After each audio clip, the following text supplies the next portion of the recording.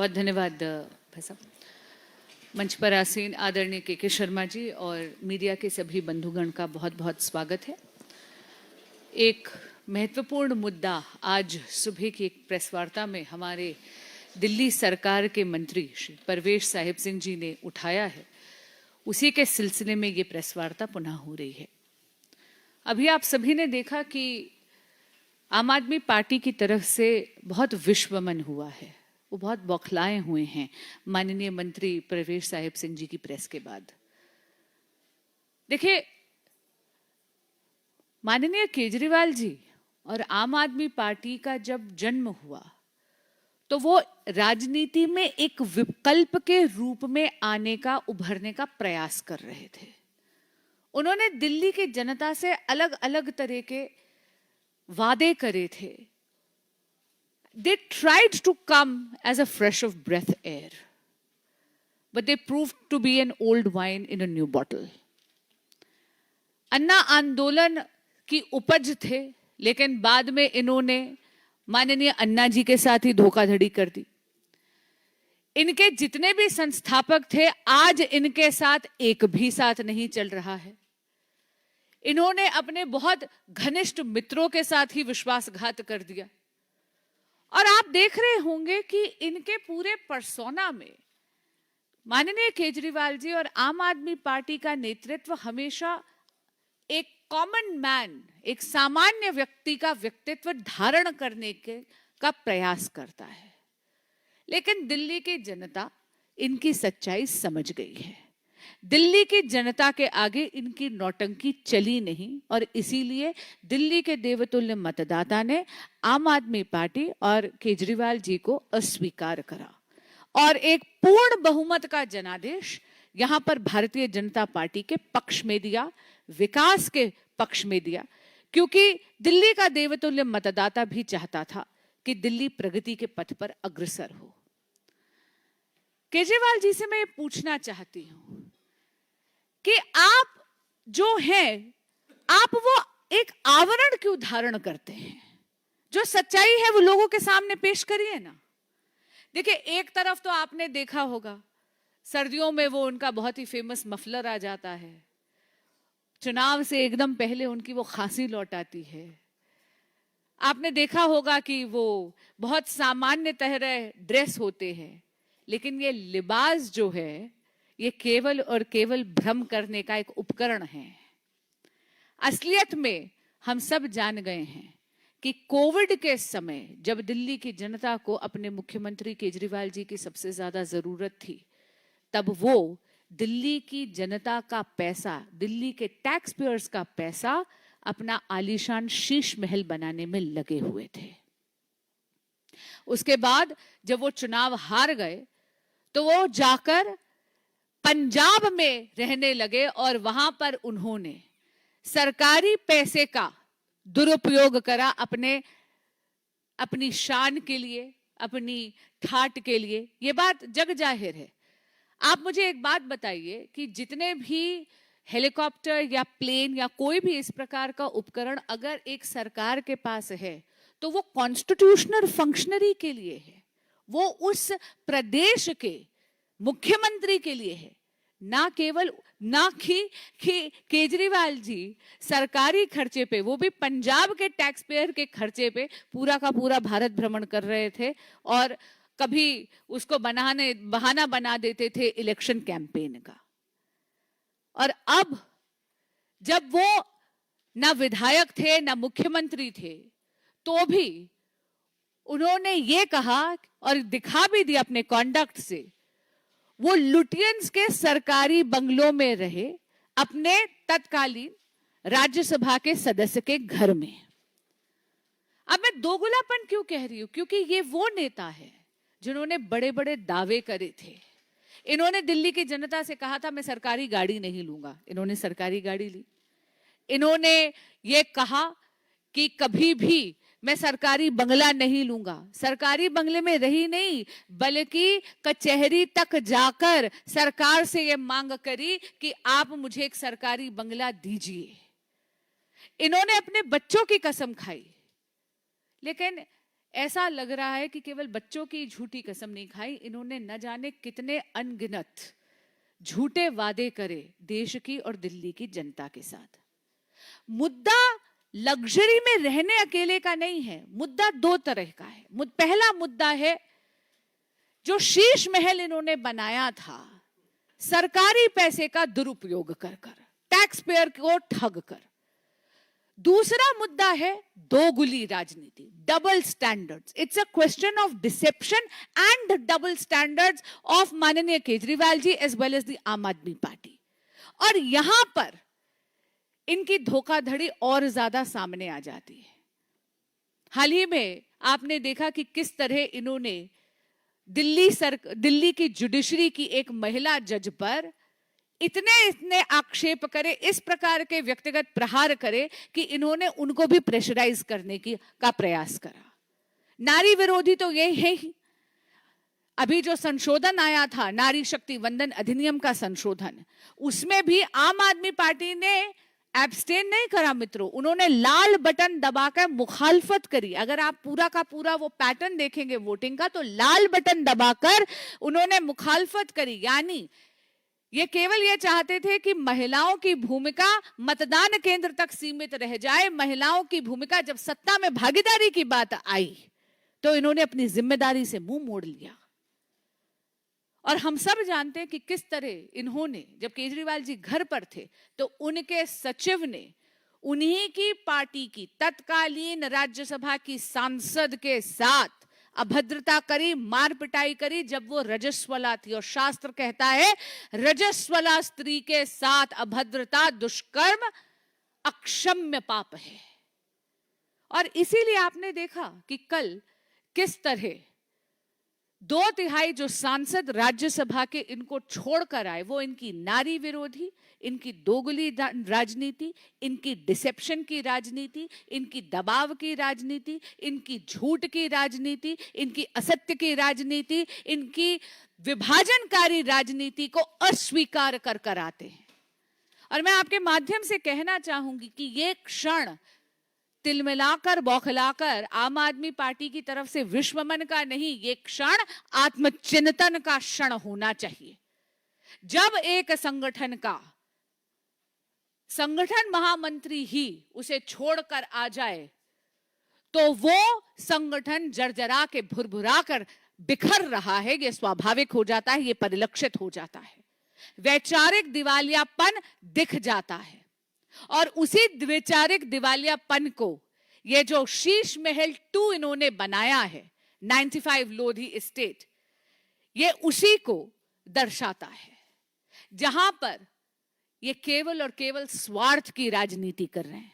मैं पुनः कह रही हूं, मुद्दा लग्जरी में रहने का नहीं है, मुद्दा डबल स्टैंडर्ड्स का है, मुद्दा झूठ का है, मुद्दा डिसेप्शन का है, मुद्दा कथनी और करनी में अंतर का है, मुद्दा इस देश की जनता के सामने नौटंकी कर कर, आवरण ओढ़कर और अपनी अवधारणा दूसरी बनाने का है।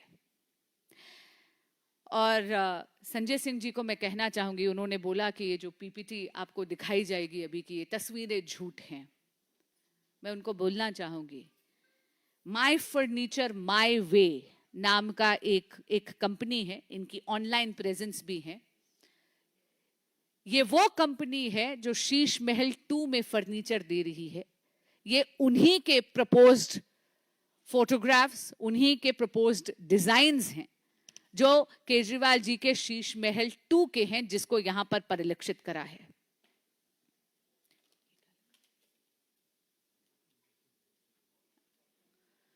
आप सभी चाहें तो किसी भी मनचाहे सर्च इंजन पे जाकर जरा देख लीजिएगा। मैं पुनः कह रही हूं, माई फर्नीचर माई वे, ये है वो कंपनी जिससे केजरीवाल जी अपना शीश महल 2 95 लोधी एस्टेट सजा रहे हैं। ये वहां के प्रपोज्ड डिजाइन्स हैं। एक बार मैं आग्रह करती हूं, जरा पीपीटी चला दीजिए प्लीज।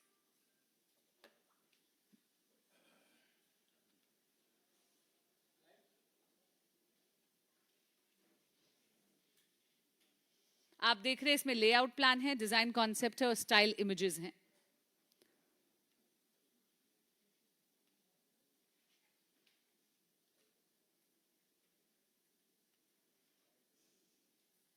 मित्रों, आम आदमी के लिबास में बहुत ही खास आदमी है माननीय केजरीवाल जी।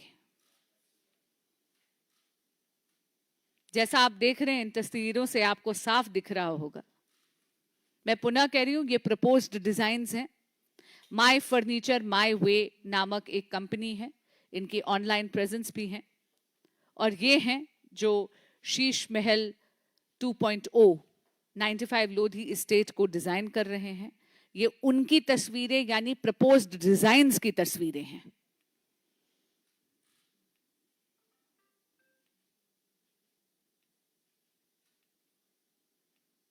जैसा कि इस पीपीटी से आपको साफ दिख रहा होगा, ये आम आदमी के शौक नहीं, ये बहुत ही खास आदमी के शौक हैं।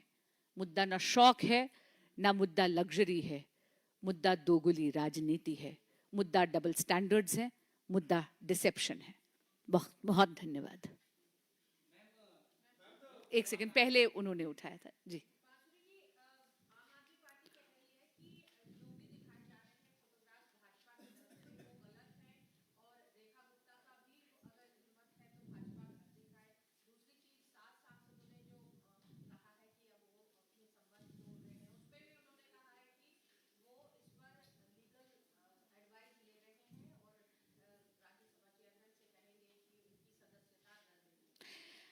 देखिए, वो बौखलाए हुए हैं, वो शायद अंतर नहीं समझ रहे। मैंने कहा ये प्रपोज्ड डिजाइन्स हैं, माई फर्नीचर माई वे के प्रपोज्ड डिजाइन्स हैं। ये जो कंपनी प्रोवाइड करती है, क्योंकि माई फर्नीचर माई वे केजरीवाल जी का शीश महल 2.0 95 लोधी इस्टेट को सजा रहा है। ये वो प्रपोज्ड डिजाइन्स हैं जो उनको भेजे गए हैं। हमने कभी नहीं कहा कि ये बंगले की फोटोग्राफ्स हैं। इस बात को मैं पुनः स्पष्ट कर देती हूँ, प्रपोज्ड डिजाइन्स हैं। लेकिन प्रपोज्ड डिजाइन से ही आपको पता चल जाएगा कि आम आदमी के आबे में रहने वाले केजरीवाल जी बहुत ही खास आदमी हैं।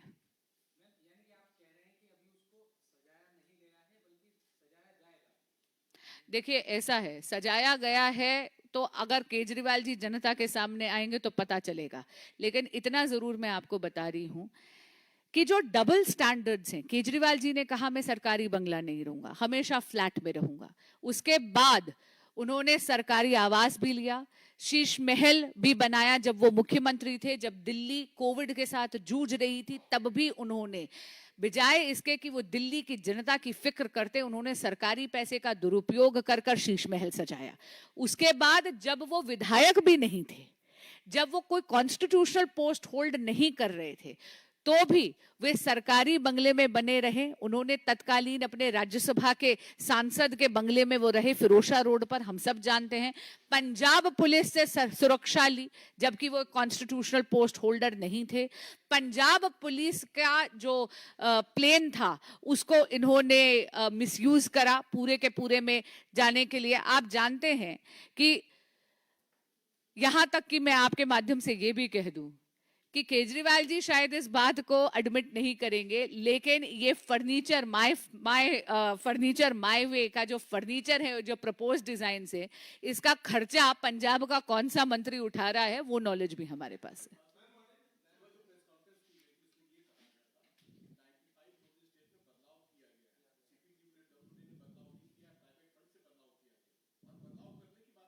जी बिल्कुल, और वो जो बदलाव हुआ है वो किसने फंड करा है, पंजाब के किस मंत्री ने उसको फंड करा है, वो जानकारी भी हमारे पास है। लेकिन ये वाली जो फोटोग्राफ्स है, क्योंकि मैम का सवाल इन पीपीटी की फोटोग्राफ्स था, उस पर मैं स्पष्ट कर रही हूं कि ये प्रपोज्ड डिजाइन्स है जो माई फर्नीचर माई वे ने दिया है, इसकी तर्ज पर शीश महल 2.0 बन रहा है।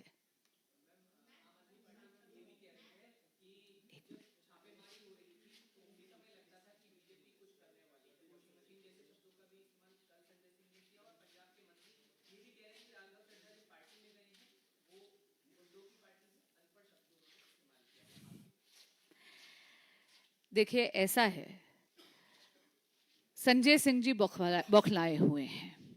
2/3 सांसद उनके राज्यसभा के उनसे निराश होकर उनकी पार्टी की विभाजनकारी नारी विरोधी नीतियों को, उनके झूठ से तंग आके निराश होकर रुष्ट होकर जा रहे हैं।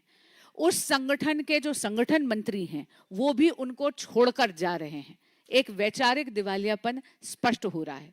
स्वाभाविक सी बात है कि वो इस प्रकार के आरोप लगाएंगे, लेकिन जैसा मैंने कहा, ये समय उनके लिए बौखलाहट से बजाय आत्मचिंतन का होना चाहिए।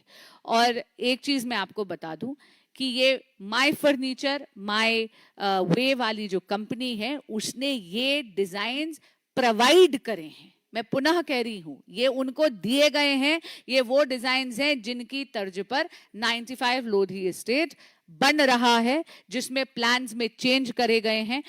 बिल्कुल सही बात है कि ये प्लान्स सीपीडब्ल्यूडी के नहीं, प्राइवेट फंड जो हुआ है और किस पंजाब के किस मंत्री ने करा है वो इंफॉर्मेशन भी हमारे पास है।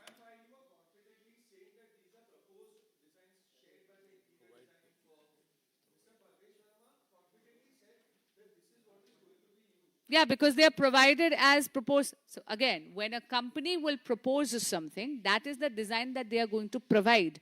That's exactly what I said. My Furniture, My Way is the company that has taken up the mandate of designing 95 Lodhi Estate. वो उनका जो केजरीवाल जी का जो लग्जरी का सपना है, उस खास आदमी के सपने को साकार करने का बीड़ा इस कंपनी ने उठाया है। पंजाब के एक मंत्री ने फंड करा है और ये प्रपोजल उन्होंने भेजा है। This is the design provided by my furniture my way for 95 Lodhi estate. Sorry?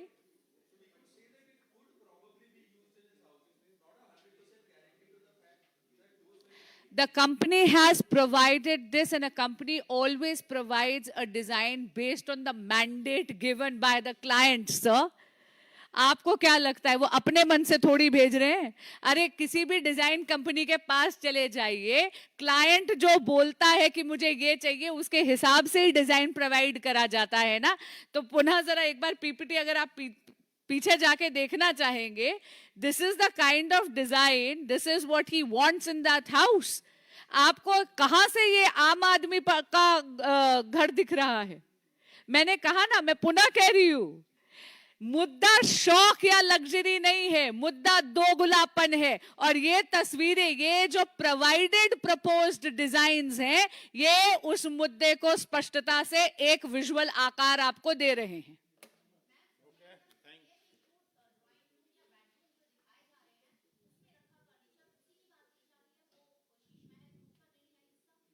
This is for 95 Lodhi Estate, ma'am. This PPT is for 95 Lodhi Estate. Yeah, this is for 95 Lodhi. Thank you very much.